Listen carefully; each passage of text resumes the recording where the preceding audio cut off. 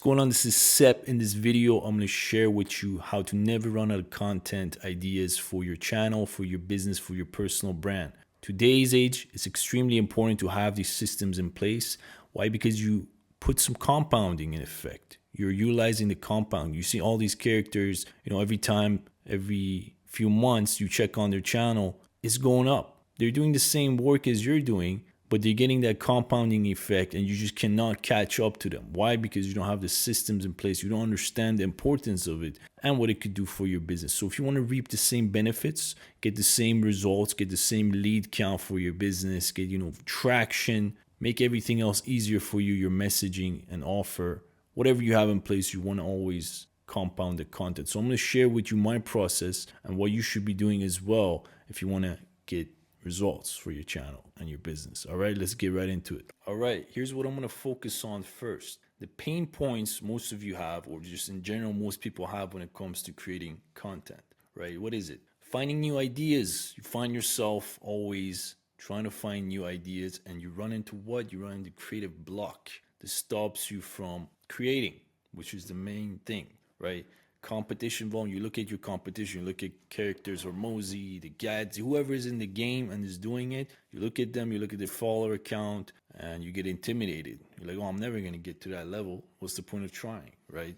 Schedule. You have a split focus. You think like, oh, it's Monday, let's start creating content. That's another one. You have your schedule split. Instead, you should be focusing, prioritizing, time blocking. We'll get into that later. Another one is friction. There's too much friction for you when you want to create content. What does that mean? I mean, you're probably utilizing old methods, putting a camera on a tripod, lighting, take out the memory card, put it in here, whatever it is. Or you think you have to hold your camera. Too much friction is going to eliminate your lacking systems. You need to solve for that. Another one is uncertainty. You're not certain on what your audience wants to hear. You lack clarity. You don't know. Maybe your niche is helping people lose weight, and you just don't know if that's what people want. Maybe they don't want to lose weight. Maybe they want to gain muscle. So you lack clarity in your market. You think you're going to run out of ideas, right? So I'm going to solve this for you. A good process, a systemized process that I've been able to do, which made it extremely simple. Now I can pump out 7 videos a week, schedule them, and then focus on the sales activities, which is the most important thing. Instead of Monday comes up, I got to create. Tuesday comes up, I got to create. Most people think it's like that. In reality, all you got to do is have a system in place, build the habit, get used to it, and then you don't have to think about it. It just becomes a, SOP, background SOP. So let's dig into analysis, right? Finding new ideas. How do we do that, right? So when it comes to analysis, it's all data. You want the more data you have, the more examples you have, the better, right? For example, a great copywriter knows that they don't just take out a pen and paper and start writing copy. They have a swipe file. You need to think of creating content the same thing. You need to have a swipe file, a library, a database that when you want to create new ideas or just create in general, draft ideas, you have a system, everything is centered in there, like a database. So what I use is Playboard, right? I have something I model off Kobe Bryant. If you know Kobe Bryant, he had a idea that he used to use back in the day where it was called the kill list, right? The kill list is essentially a bunch of characters who were better than him, who were in front of him, and he wanted to take him out one by one, right? For example, Magic Johnson, whatever, all these great basketball players.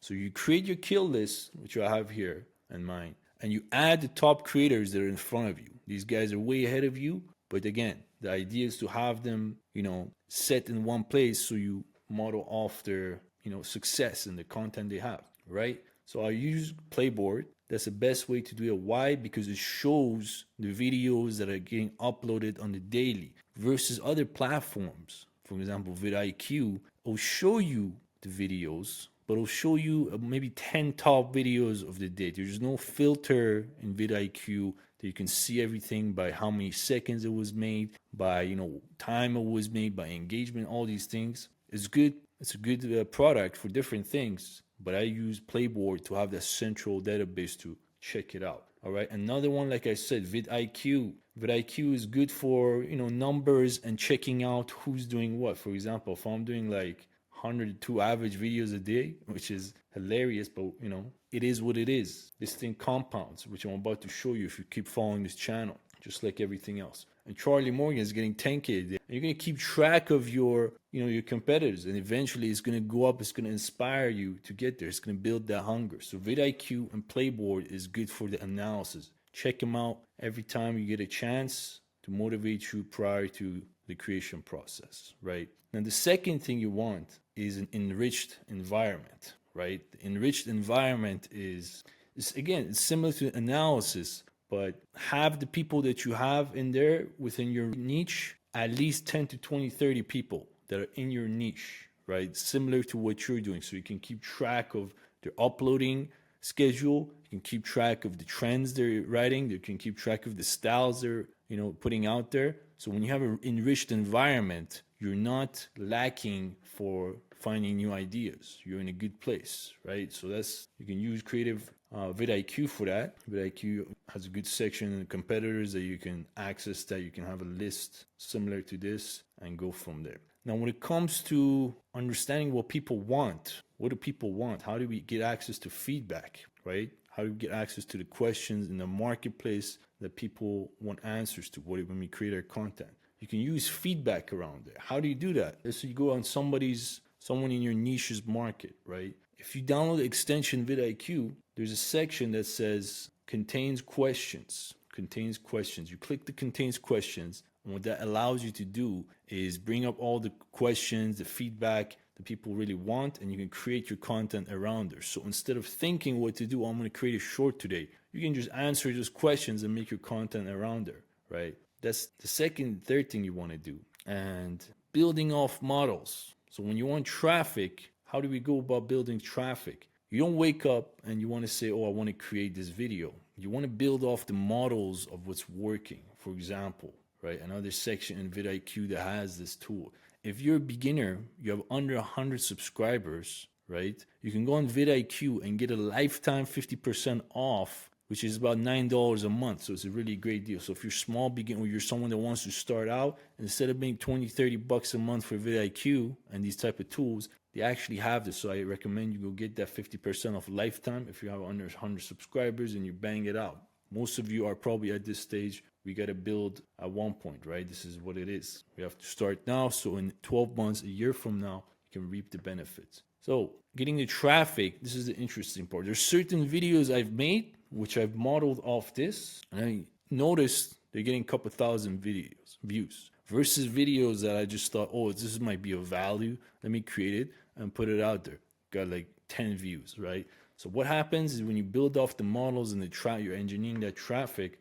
For example, you find the keyword appointment setter. It's getting about 6,000 views a month, search volume, 6,000 searches a month, right?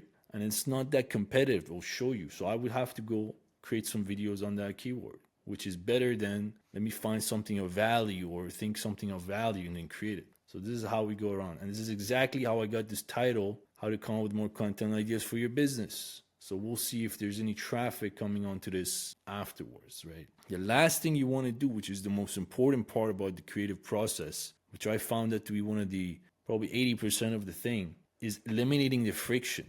What do I mean by eliminating friction? You got to think about like Amazon mindset, Jeff Bezos' Amazon mindset. Why are they so successful versus a company like a Temu? For example, right now I want to go buy something. It's a hair clipper. I'm in the market for a hair clipper. I've been procrastinating this for the last 3 weeks, right? Until today, I decided to find a good deal on Amazon and get it instead of a website like Temu. Why? Because there's too much friction. They put too much friction there. You go on the website Temu, the pop-up comes trying to give you an offer. Now you got to sign up on this Chinese website. Too many things, too many friction, right? Instead of Amazon, you already have the account one time, one click, it's done. And they even have some coupons there that you can click one time, it adds it to it. So the whole process of creating content, we're trying to do the same thing, eliminate friction for ourselves. Now, I've been able to do this very interestingly through Mac, right? There's the application called UDeck.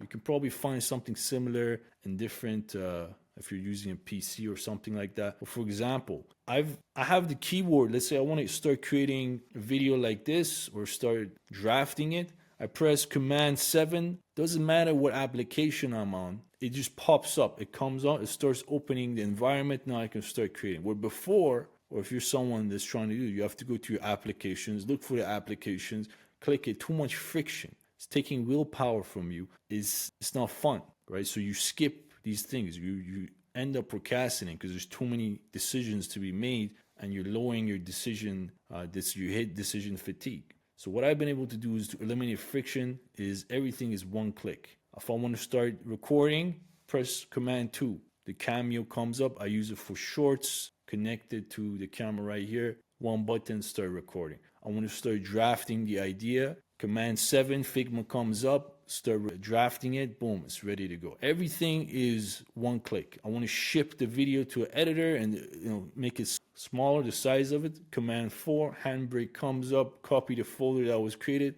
Makes the size of the video smaller. I can ship it out to the editor. The editor, boom. And again, number 5, Command 5, Telegram pops up. I send it to editor, brings it up, boom. Everything is frictionless. And when you get to this stage, it becomes way simpler so you can focus on the value aspects, focusing on the digging into the traffic, the analysis. And this is how you go on building a very powerful creative process. Now, this is just the beginning. We're all witnessing this as we speak here.